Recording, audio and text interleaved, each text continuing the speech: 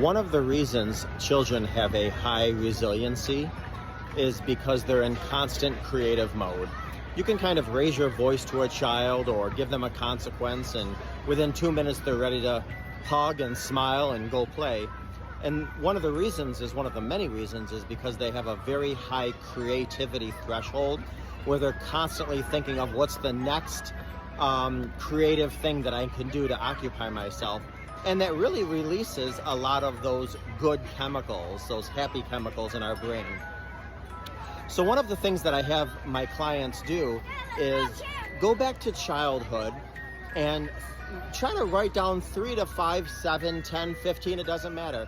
Things that you did when you were a child that brought you joy, brought you happiness, smiles, and creativity.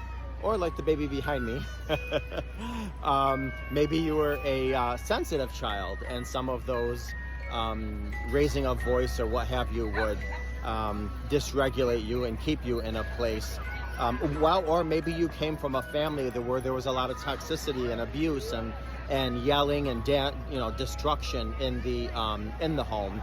But anyways, one of the things that I recommend to my clients is think back on your childhood and write down, 3, 4, 5, 6, 7 things that you enjoyed doing as a child that really brought you a lot of creativity, brought you a lot of fun, brought you a lot of laughter. And if you had a rough childhood, then write down some of the things that you think you would have enjoyed, or write down some of the things that you see other kids doing that you would have enjoyed. And basically, I want you to mentally go there. I want you to mentally go there and release and free that child within, and therefore start allowing your inner child to express happiness, feel love, feel freedom. So much of us as adults were constricted with all of these demands, from our bills to deadlines to work to responsibilities endlessly. And if we're trying to heal such a dysregulated nervous system, then it's often nice to tap back into that childhood, providing we had a relatively peaceful childhood. But go back to your childhood and just really allow yourself to sit. If you're in an office right now and you're a business person, sit back in your chair and remember some of the things, whether it was hopscotch, hula hoops, jump rope, hide and seek. I used to play zombies when I was younger, and I'd go out in the evening and pretend anybody that I saw was a zombie, and I had to shoot them with my life gun, and I'd shoot them and they'd go from a zombie to a human being.